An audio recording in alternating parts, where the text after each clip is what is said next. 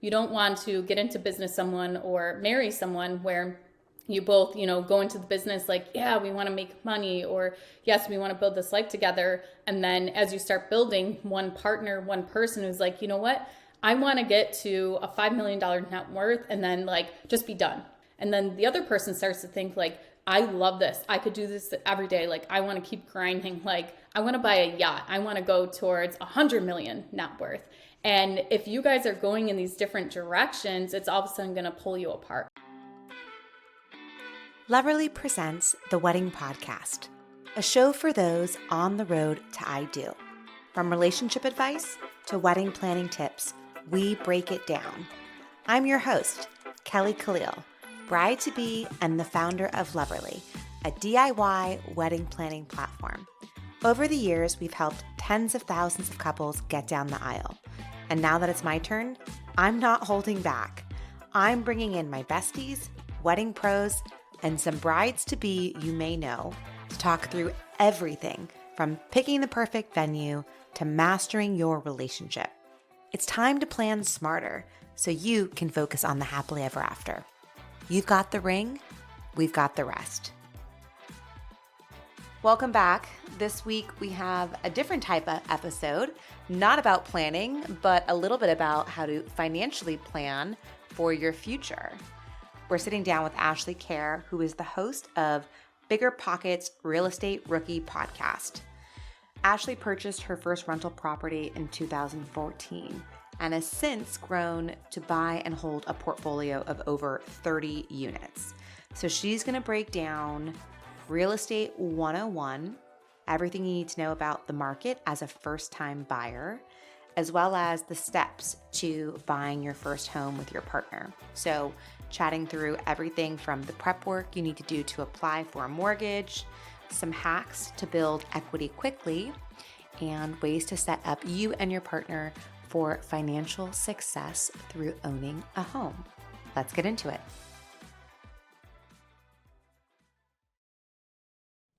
Ashley, welcome to the podcast. Thank you so much for having me on. I'm really excited to be here.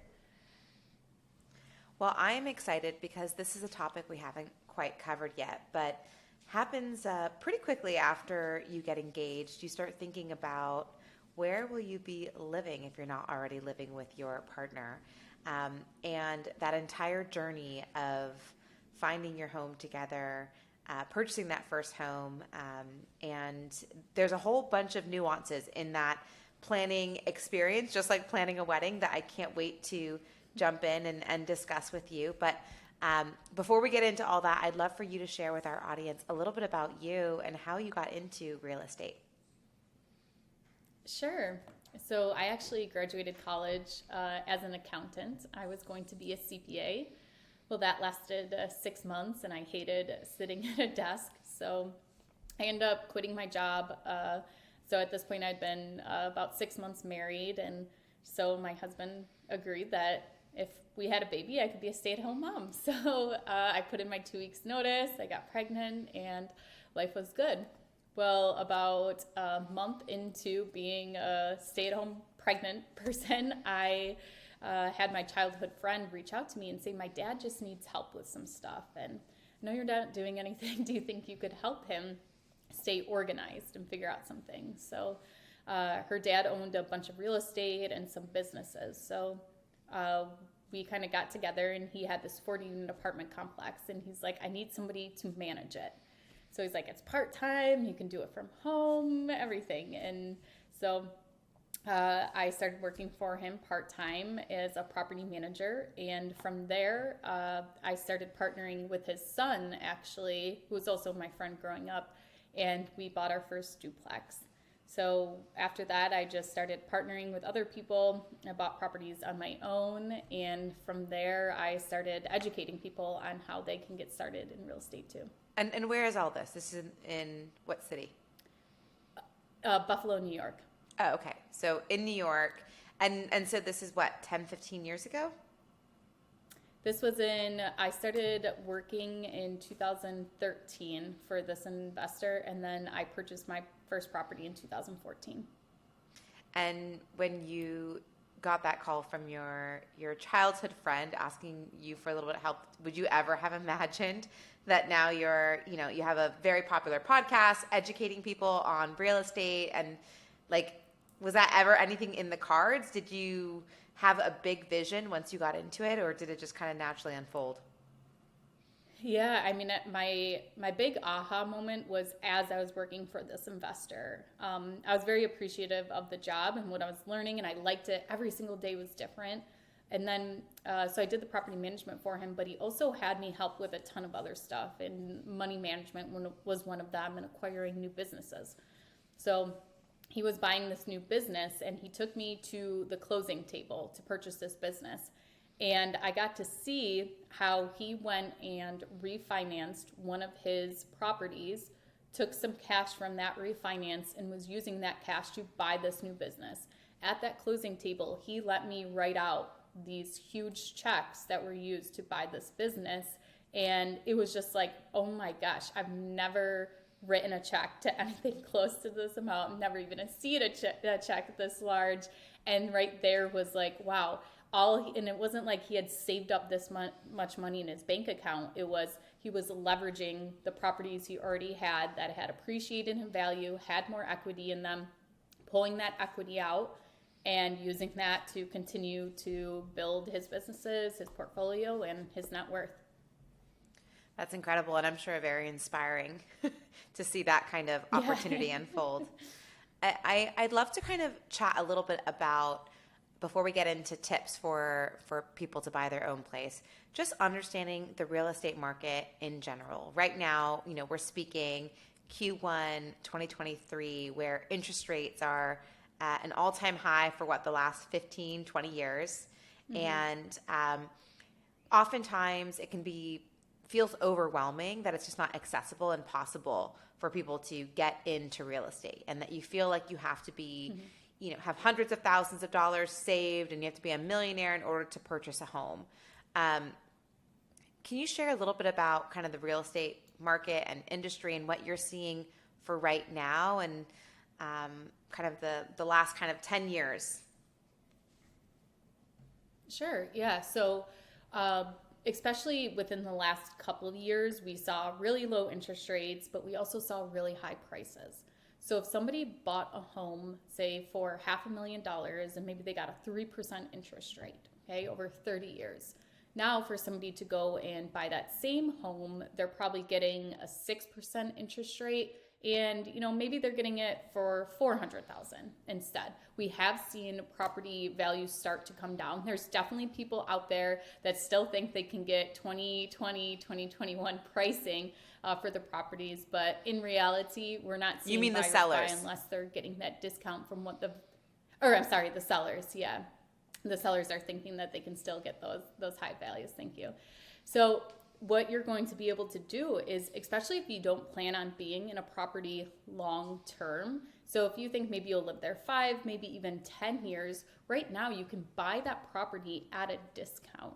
So all said and done, 10 years from now, you're going to owe less on your house than the person who bought it for $500,000 than you did, because you're getting that discount on the property, and you're going to have more equity and more appreciation in your property because of that. So I think that's a different way to look at it. Everyone's been really getting caught up on the interest rates, but if you can get a great deal on a property from what somebody else would have bought it for a couple of years ago, you still can make out if you can get that discount.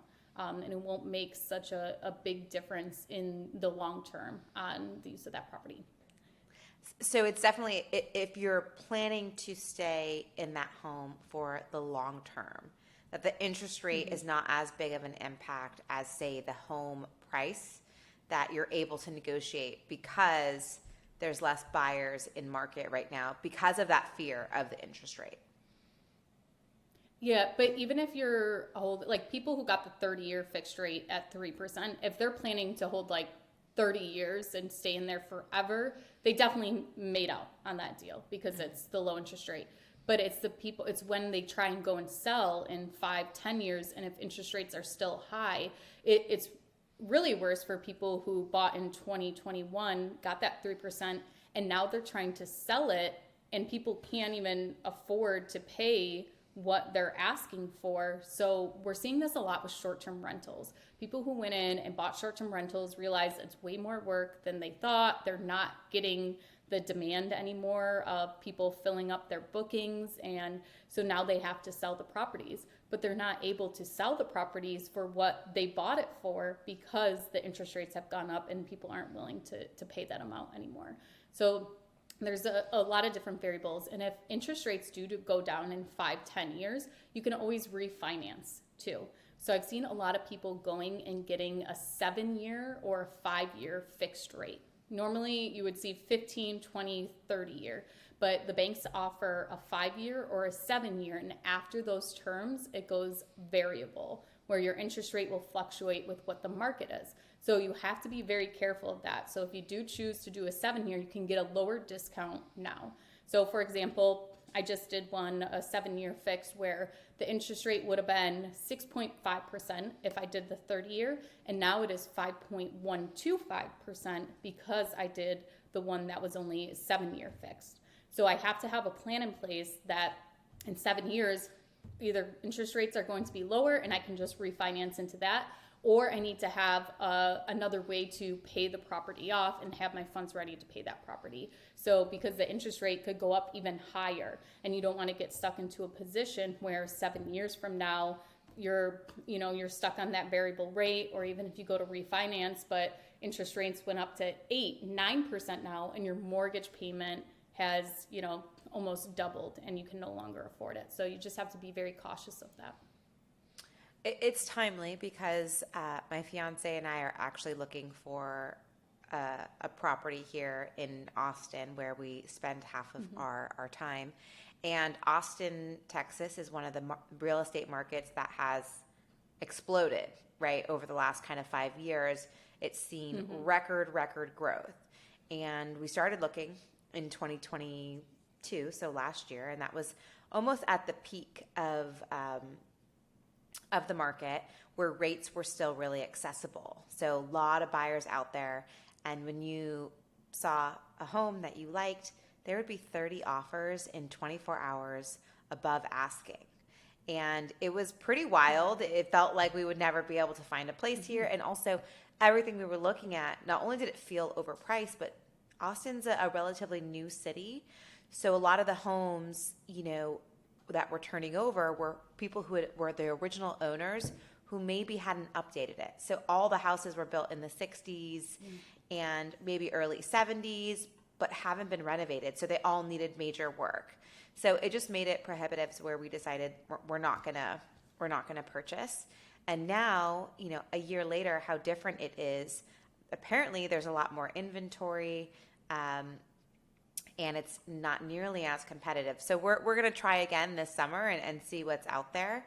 But I imagine what we're going through is really similar to what a lot of newly engaged couples are going through. And that's and it can be really overwhelming. You're planning a wedding, you're starting your lives together, and then throw in this, what seems to be overwhelming, massive financial decision and this process. So I'd love for you to kind of share some tips on if you are newly engaged or, with your long-term partner and thinking about buying a property together.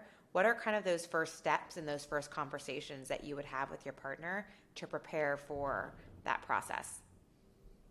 Yes, I think having that alignment as a couple is very important, and not even just in the beginning of, your life together, but throughout your life is, set maybe every year you set a destination where you're going to a hotel. Maybe you're just driving there for the night, but those 24 hours are set aside to realign with each other as to your financial goals, where you're at financially, your work goals, your personal goals, and really having that alignment with each other.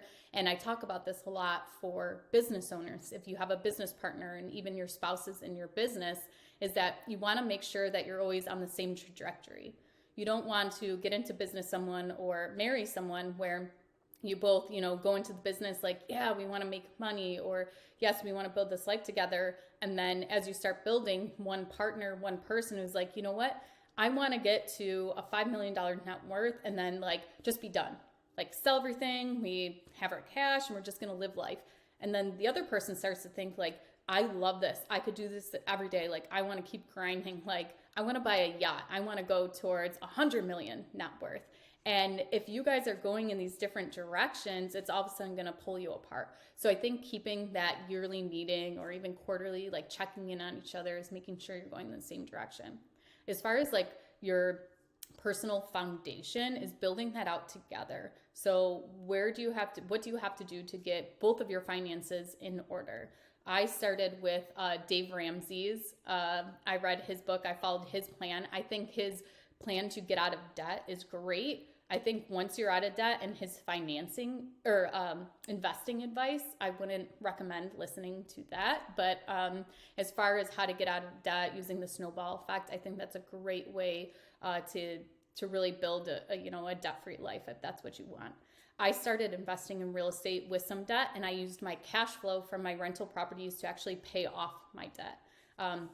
I do have leverage on my mortgages, and I think there is such a thing as good debt and bad debt. So I think that's also something to discuss too with your partner, as to, do we want to have a mortgage on our home? Do we want to have a mortgage or loans on our vehicles? Is there student loan debt? Is there credit card debt? So I think getting on the same page as to where your finances are, and also who's going to be paying what. Will you be pooling your money together? Will you be creating separate checking accounts and each one is responsible for some of the bills? And are you going to be budgeting? Do you feel like you need to budget? Is there going to be, a spending limit? There's this couple that's really big in the debt-free community for personal finance. And what they do is they take their money, they put it together, and then they pay all their bills, and then each person gets their fun money or their spending money for the month. So, I don't know exactly what it is, but say they each get $500 or $1,000, and they can use it, no questions asked, for anything that they want.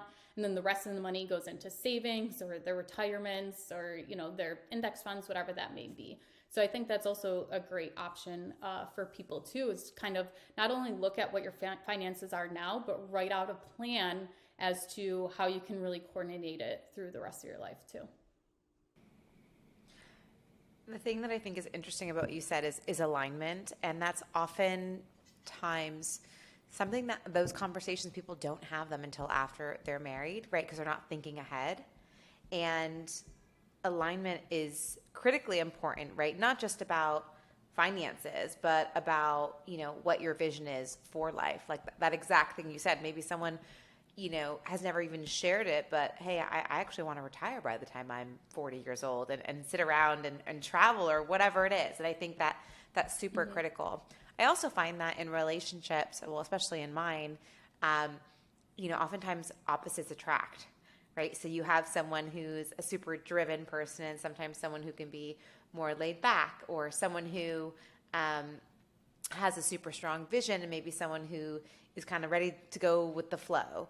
And so I do think having that alignment conversation is so critical, not just for, buying a home, right? Because I will tell you, the fights that you can have around when you're looking at a house and do you like it or do you not like it, even making that list of what are we looking for in a home, what's important to us. Is it location? Is it size? Is it a backyard? Is it square footage, right? All of those things can be points of contention if you're not aligned, and when you're in the process of actually buying, makes it impossible to make a decision or even be excited about looking at, homes or shopping for them, right? Because I feel like for me personally, the experience has been, you get beat up by it. It can be like tiring when you're going through, and it's probably different, Ashley, for, when you're looking at a property for an investment, right? Because there's certain economics that you're looking at, right? Like how much does it cost? Is it cash flow? What's the rentability? How much work needs to go into it? But when it's your home, I imagine that emotional layer plays such a big factor. And that's why, you see houses going for like way over asking, because someone just loves it. Someone's just like, I need to have this because this feels like it's my house. So I think that alignment is super critical in all parts of the shopping experience. For someone who knows very little about real estate and purchasing a home and the process of getting approved for a mortgage, right? Can you share a little bit about that kind of pre-planning, that pre-prep work that you need to do to be ready, right, to get approved for a mortgage, and what is the most important thing for that? Is it good credit? Is it cash? Is it, what does that look like? Yeah, and I think you hit it right on the head too. Is like figuring out the alignment of what's important to you as to a location, as having a pool, all those things. And we call it in the investor world a buy box. So what is your criteria for buying a home? And it can really help you like filter out through the home. So I think that is a great first step towards buying a home, is what is your buy box? What do you want out of the property? And it can kind of eliminate a lot of wasted time as you're scrolling through the MLS, and maybe your partner is sending you a house with a pool, but yet you don't want a pool because you don't want to maintain it or anything like that. And so building this list together of what you want can kind of help eliminate a lot of wasted time looking at properties that, maybe one of you doesn't even like because of some kind of feature or whatever that is. The next thing is definitely getting pre-approved by the bank, figuring out how you're going to fund the deal, how you're going to pay for it. When you go to a bank, they are going to look at several different factors for you. So the first thing is going to be your debt to income. How much debt do you have compared to what your income is? They want to make sure that you have a healthy ratio of how much your monthly debt payments are compared to what your monthly payment is, or your monthly income is. So if you have a lot of debt, it's going to be a lot harder to get pre-approved for a mortgage. The next thing they do look at is the verification of income, that you do have income coming in. So if you're a W-2 employee, you would show your W-2 and maybe the last 4 pay stubs for your job. If you are self-employed, most banks want to see at least 2 years of tax returns for that self-employed income. So maybe you own your own landscaping business. If you just started at 6 months ago, the bank most likely will not pre-approve you for a loan because you don't have those 2 years of income to show that your business is actually profitable and you're making money off of it. The next thing that they're going to look at is your credit score. So they'll run your credit and see what your credit score is. And this can also impact your interest rate. So the better your interest rate, the better your credit is, the better interest rate you can get on the loan too. So those are the 3 major things. The last thing I would add is that you have enough money to close on the property. So you'll be able to pay a year of property taxes, a year of insurance in advance at closing. You have the down payment for the property, and then any closing costs such as attorney fees, title work, any bank fees that are associated with it. If you do not have enough funds and you already know that, one way that you can do if this is going to be your primary residence is you can get a gift letter from a relative.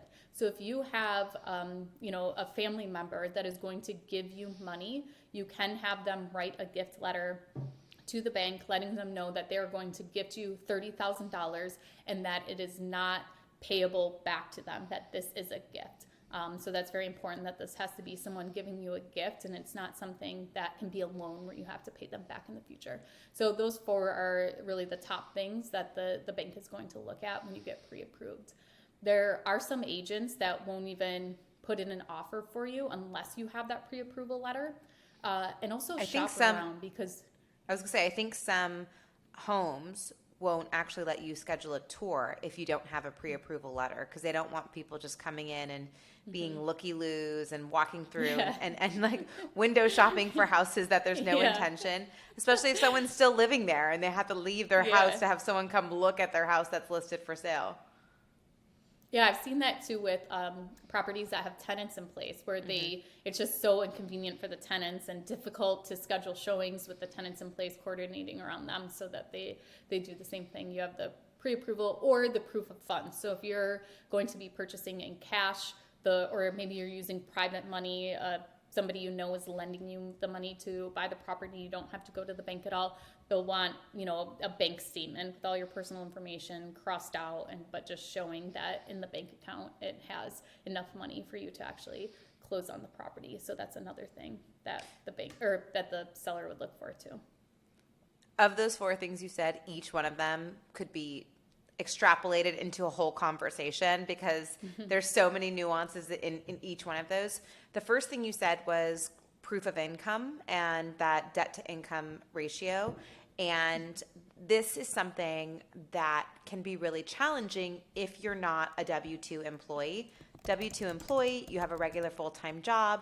That's super easy, right? You can just go and download your W-2 or pull your pay stub and that solves it, right? But if your partner, like you said, is a business owner, and oftentimes, if you're in the early stages of running a business, you might not be profitable, you might be break even, and that unfortunately means you're not necessarily lendable, right? Mm-hmm. So that is something that if you are in partnership and you're thinking about, even if your business has money coming into it, but you're buying equipment or from what my experience, the banks don't really care how you're writing things off. So if you're not paying taxes on your business, you're not lendable in the bank's eyes. So I think that's actually really, really important. And if you are planning to buy a house, or any type of property with your partner, that's something that I think you need to plan ahead for, right? Because you need to be showing income in a way. And what's usually the ratio for lendability? Is it like a 4x of your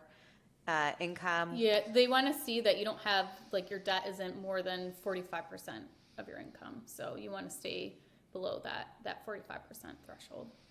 So that's helpful. And then when you talk about credit scores and that's also something that needs time to prep for, because oftentimes, you could have a quote unquote good credit score, but it's a really shallow credit, meaning you only have one credit card line and maybe you paid off your car a while ago, so it only shows that you literally have 2 lines of credit, and that is hard to get approved from. I used to work, my first career was in loan financing years and years ago, and I remember seeing, oh wow, this person has a 700 credit score, 750. I'm like, this is great. And then you actually get the credit, and they have one, trade line on there. So that's something that's really important. And, if you are, getting married, something that you can do is if your partner has, say, 15 lines of credit or credit cards, you can be added as someone on their card. And that usually helps to kind of build the depth of your credit. So those are things that you can do to build out your personal credit, and I would say make it, deepen it is really kind of how we used to talk about it in the finance things, which helps, right, for lendability. And then the gift thing is interesting because many couples, as they're planning a wedding, not registering for things as much, but rather having, cash funds or cash registry. And it's become increasingly more popular for couples to put a home fund in there. And that's something that if you don't quite have the down payment, you're $10,000, $15,000, $20,000 short, you can leverage your wedding registry as a way to get your wedding guests to contribute towards that pretty large milestone, and really chip away at that down payment. So I think, and I'm sure on your podcast, Ashley, you break it down and go into details a lot further on these elements, but that's the good foundation of looking at those handful of things and having those conversations. And there's so many resources out there that make it easy to get a snapshot of where you are as far as lendability, whether it's, I think Credit Karma has a great free tool that you can leverage to see where your credit score is at least to see what your credit report looks like. But I think that's having awareness is super important. So that you can have a planning conversation with your partner as you're in that initial stage of exploring what's possible for you. How much can we afford? How much will the bank lend us? And that really helps to shape what is your budget range for actually purchasing. Yeah, if you don't mind, I'd like to share a couple of examples of maybe somebody who already knows that they can't get the down payment or something like that of other things they could do to That would be get great. into Yeah. their Love first that. property? Okay. There's a thing called house hacking. And so what house hacking is where you buy a multi-unit property, such as a duplex. You live in one unit and then you rent out the other unit. So if you can't afford a property that, you can't afford the mortgage payment, this tenant will cover your mortgage payment by paying the rent, or at least some of it. So I'll give you an example. My sister, fresh out of college, she bought a duplex. She did an FHA loan where it's only 3.5% down instead of compared to most conventional loans where they require 20% down. So it was 3.5% down. She didn't have all of the money for the down payment. So I gifted her the down payment. She is the only one that is on the mortgage, but on the deed, we are both on the deed. So I gifted her the money in exchange for some ownership in the property. So this may be a situation that maybe your parents or close relative or somebody would want to do for you that you're unable, because of lending laws, able to repay them for that down payment, but you can put them on the deed to give them some equity when you eventually sell the property. So she bought this property. She lives in one unit and rents out the other unit. If she were to rent out her unit, it would rent for probably about $950 per month. She pays $45 per month towards her mortgage payment, her property taxes, and her insurance. So yes, she's paying $45. She's not living for free. But if she were to rent out a similar apartment, she would be paying $950. So she's right there is saving about $930 by doing this house hack. Then that person is paying down her mortgage. So she is building up equity in that property. So she purchased the property for about $134,000, I think it was. And every month they are paying down that principal loan. So, 5 years from now, she'll, maybe have, I think she's already lived there 5. So like after 10 years, she'll have probably $20,000 of that paid off. Plus the property is appreciating. So over long term, she's gaining a lot of value in that property. FHA rules say that you have to live into the property for 1 year. So after 1 year, you could move out of that property and put a tenant in place. So say she put a tenant in place, they're paying that $950, $45 of that would go to cover the mortgage payment and the escrow, the insurance and property taxes. And then the rest of that would be her cash flow. And yes, she'd have to use that for some repairs and maintenance, but the rest of that money could go towards her paying the mortgage on another property or just be supplemental income for her. So you can kind of use this method to start stacking properties. You live in them for 1 year, and then you move out and you buy another one and you put tenants in place that they're covering the mortgage and you're cash flowing off of these properties. And eventually you get 10 properties, maybe even 5 properties, depending on how much cash flow you're calculating. You can live for free. Maybe it will start to supplement your W-2 income. And then if you decide to live in a property for 2 years, so it can be any 2 years out of the past 5 years. So if you purchase a property and then in 5 years you decide to sell it, as long as you lived in that property for 2 years, you can sell that property and not pay any taxes on the gain of that property. So that's also a huge advantage. I have an investor friend in Seattle who has moved his family every 2 years for like the past, 20 years maybe. And every single time he is buying a property, over the 2 years of living there, they are rehabbing it, fixing it up. Then he goes and sells it. His last property he sold, he made over $1 million. Now, there's a limit as to how much you can write off tax-free, but still, even $500,000 of that he didn't have to pay taxes on, which is a huge, huge amount of money to be saving by not paying taxes. What is that called? Those are definitely, it's just like the primary residence tax exemption, as long as it's your primary residence. I don't know exactly what I don't know if there's a tax code. I think that's good enough. We could Google it. Yeah, but it's the primary residence like tax exemption as long as you live there 2 out of the last 5 years. And there's a limit. I think it's like up to $500,000. I think is what the limit is that you don't have to pay taxes on. And then the last thing I would do is looking at a property that has the potential to have maybe an in-law suite or an ADU, so an additional dwelling unit in the back of the house that you could turn into a short-term rental. And you can, you don't have to have somebody living with you all the time like you would if it was a long-term rental. So you could say, you know what, like this week, we don't want to have anybody on our property. We're going to block off these dates. But then other dates you can pick and choose as to when you want to have your short-term rental open, and it can generate extra income for you that way to be able to afford the property. It's very popular in Austin. There's a lot of casitas. To do that? Yeah, they have a lot of the older homes would be built with a secondary unit on it, and they're like little casitas or the little ADUs. And when I was first coming to Austin to visit, to see if we wanted to relocate here, we would rent on Airbnbs, and we were kind of hopping from neighborhood to neighborhood to kind of get a sense of what they were like. And I mean, they're charging $250 a night. 100, on weekends, $150 during the week. So, I mean, that's real money. If you're renting it for, let's just say 10 days out of the month, you could be making $3,500, additional, which really goes a long way towards your mortgage. Yeah, definitely. And you bringing that up made me think of a guest we had on the podcast. He actually was from Austin, and he would do the house hacking thing where he would purchase a property every year in Austin. But what he was doing is it was single family homes that had 5 bedrooms, and they were all new builds. And he was doing this by, he would put a deposit down with a builder. And it would be, he would always look for ones that were like the first piece of the development, like the first phase.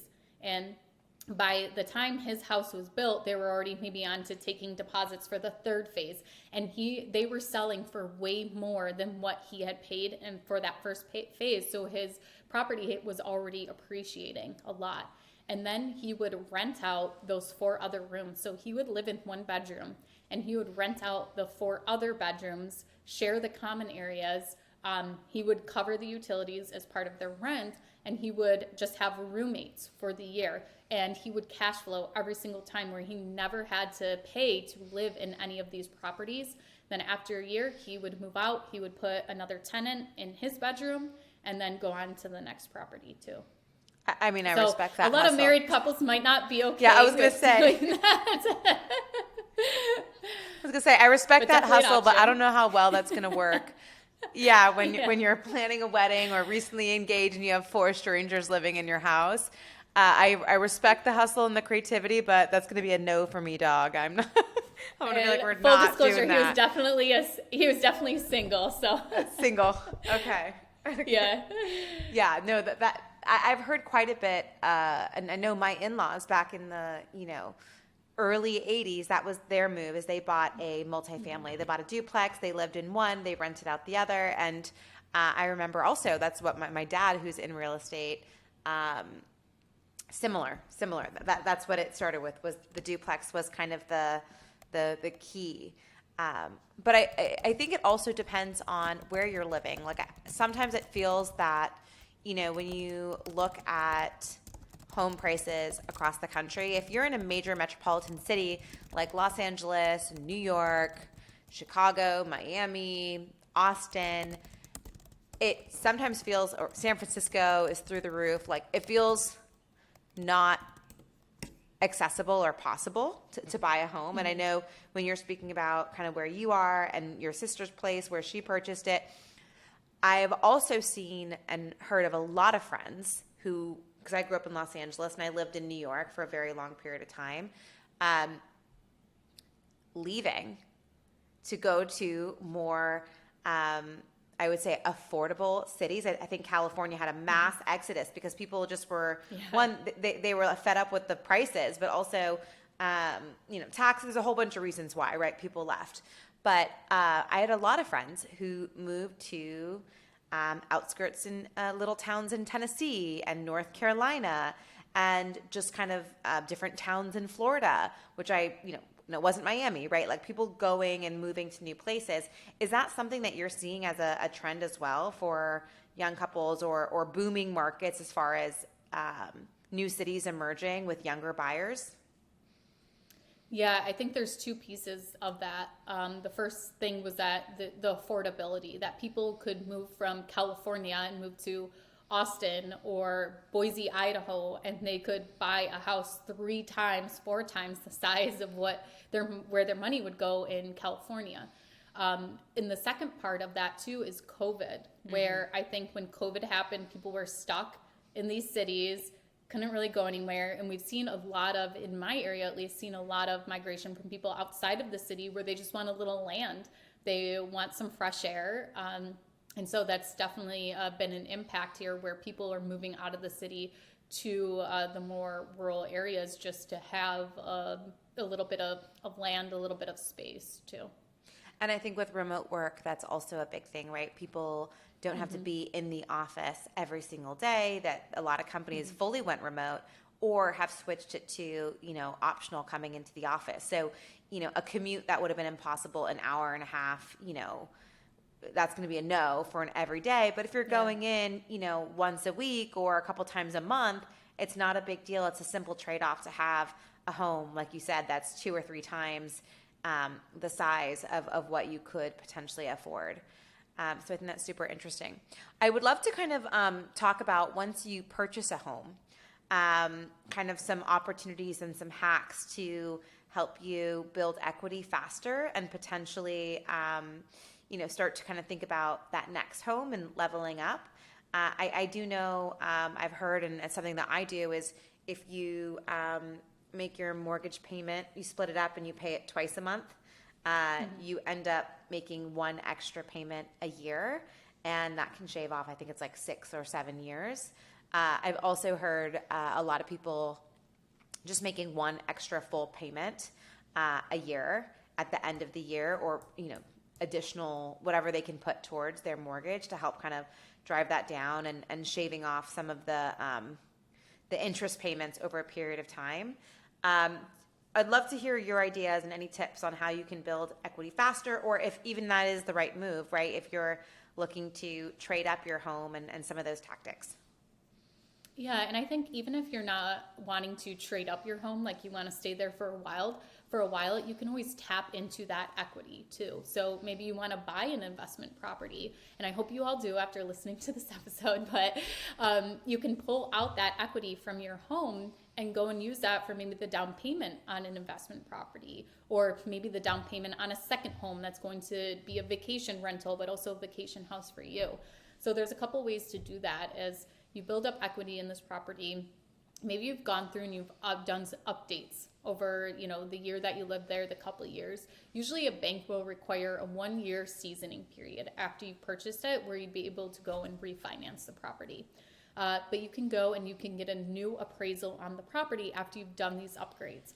The upgrades really happen in the kitchen and the bathroom. So, as much as you can update those, that is really going to be a big value add. Then also adding additional square footage or adding additional bedrooms. So if you have maybe an office, being able to put a closet in there, and now you went from 3 bedrooms to 4 bedrooms, that will greatly increase the appraisal on your property.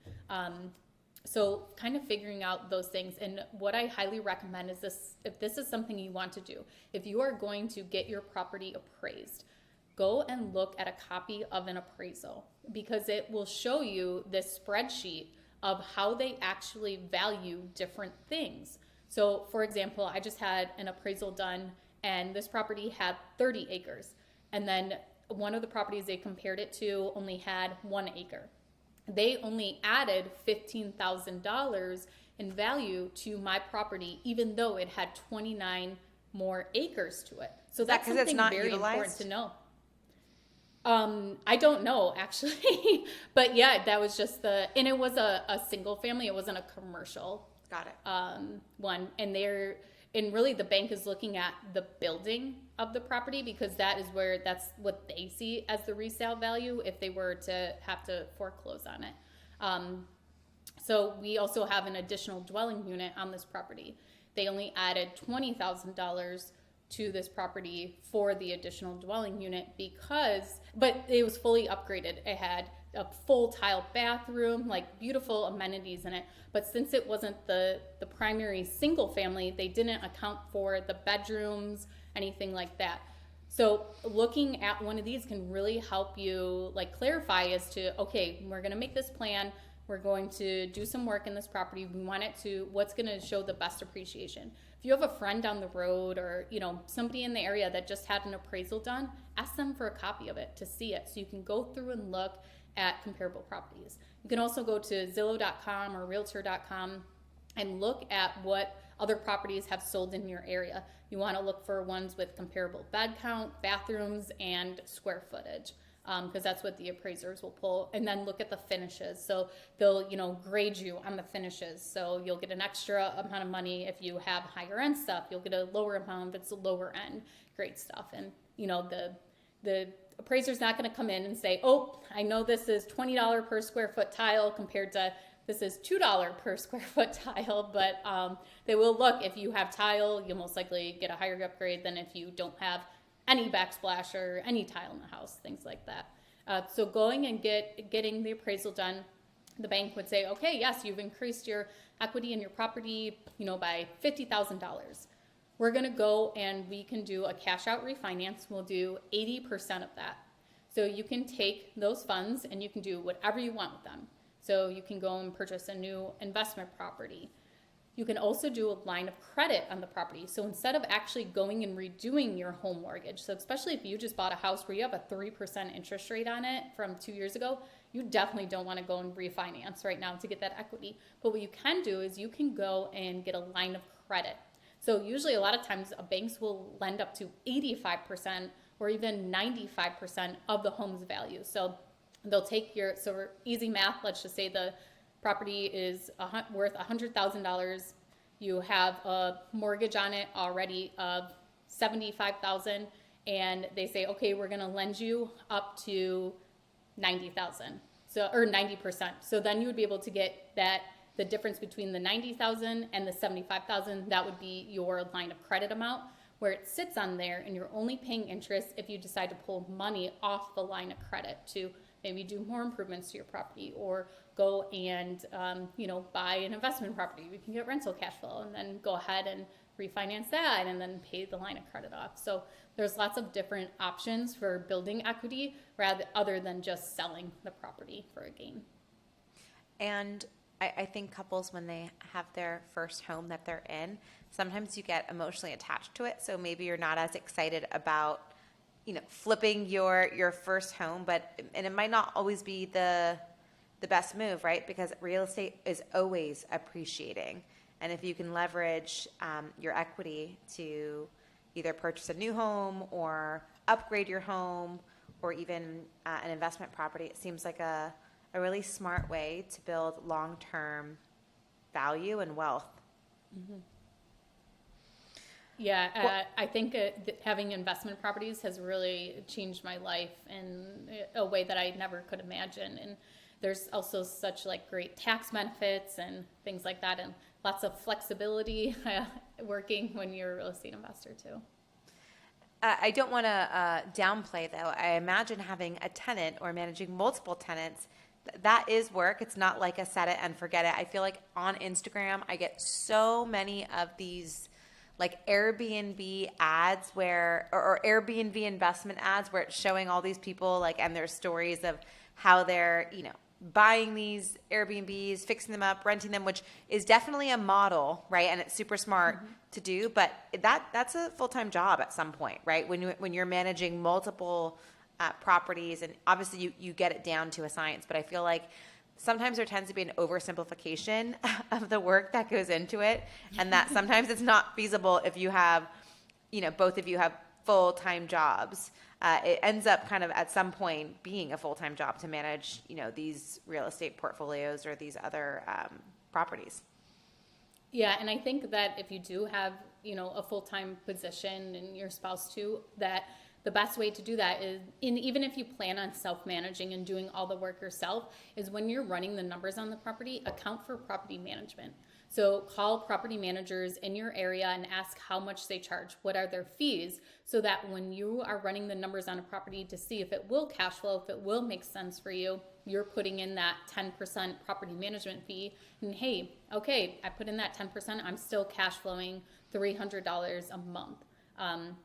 So I think baking that into running your numbers, property management is hit or miss. Like, there's good property managers, there's bad property managers. But one of the great things is that over the last 10 years, property management software has really evolved. I'm able to, right now I have a property management company. Next month, I'm going back to self-managing, where I'm hiring a property manager who is actually a virtual assistant from the Philippines to help me manage my properties for $12 an hour. So there's lots of different ways with real estate to outsource things, and virtual assistants are a huge tool that has really changed my investing, because when I was managing that 40-unit apartment complex, I took on another 40 units, and then I had my properties. So altogether, it was 130 units, and I wanted to rip my hair out. I would cry some nights in my office. That's yes, crazy. It was horrible. But I'm glad that you brought that up, because it's important not to gloss over. But it really does open up other opportunities for you as an investor to kind of take that money and do with it as you want. Absolutely. You have to, it goes back to what we said earlier in the conversation. You have to have alignment on what you're willing to put in, time and energy, because especially when you're, in a new marriage or you're newly engaged, there's so many pressures that are happening. It's how much else can you take on, and what are you willing to take on? But look, if you're both, you and your partner, are super financially motivated and you're driven, and it's on your line that, hey, we want to make a lot of money, this is really important to us, then of course you'll prioritize that. But I do think knowing why you're buying a home or any real estate is super important, right? Is it because you want this to be your primary home? Is it because you see it as a long-term investment, or is it a mix of those things, right? And really understanding what you want in that home is sounds so important, because I joke. I had a friend of mine posted, if you ever want to test your relationship, go paint shopping with your partner, right? To figure out what color paint you want to paint the walls. And I remember when we just my fiance and I, we bought a fixer-upper in upstate New York, and he's a contractor. So you think, great combination. I am a creative person. I'm very visual. I'm a creative director. He can get things done. It took us 3 weeks to decide on paint colors, and not what colors. We're talking shades of white, what shade of white that we wanted to use. And we tested it on different walls and different times of day. And this is the craziest part, is that he painted our house himself, right? He has a spray gun, he's doing the whole thing. Mm-hmm. He painted it the white that we selected. We painted half the house, the front of the house, one shade of white, the other front, one shade of white. I selected the white that I wanted. I was like, oh, I like the one on the left side. Let's do that. I go out of town. I come back. He had painted the entire house, that shade that I selected. And it was a white, but it had a 90s yellow hue to it. And so the whole house looked a little bit yellow, and I was so upset because the house originally was a Smurf blue. So you would think it would be an improvement, but now it looked like a 90s yellow, and I was so upset about it. Anyways, he had to repaint the entire thing, and now I love it, and it's amazing.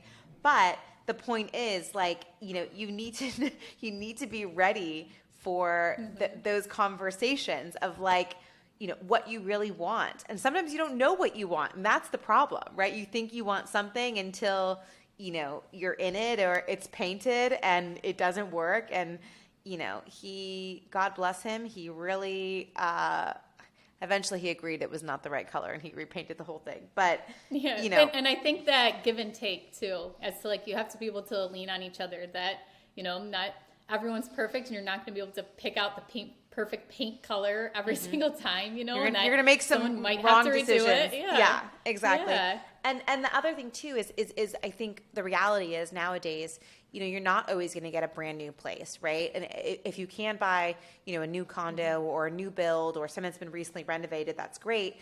But understanding what you can afford in the initial purchase and also what you're willing to put into it to update it over a period of time, I think is really important, because it's not just putting into it, but like living in a home that is being renovated can also be very stressful, right? If you're working all day and then you're coming home to like a half done kitchen, there's all of these factors that can really make, the decision of what to buy and when to buy for couples really kind of challenging. So thank you so much, Ashley, for giving us like your POV. You're clearly an expert in this, and we will definitely in the show notes link to your podcast and your social. So anyone who wants to learn more about real estate investing or just purchasing their first home, you are, a wealth of information and inspiration, because you've turned it into quite the business. So I really do appreciate you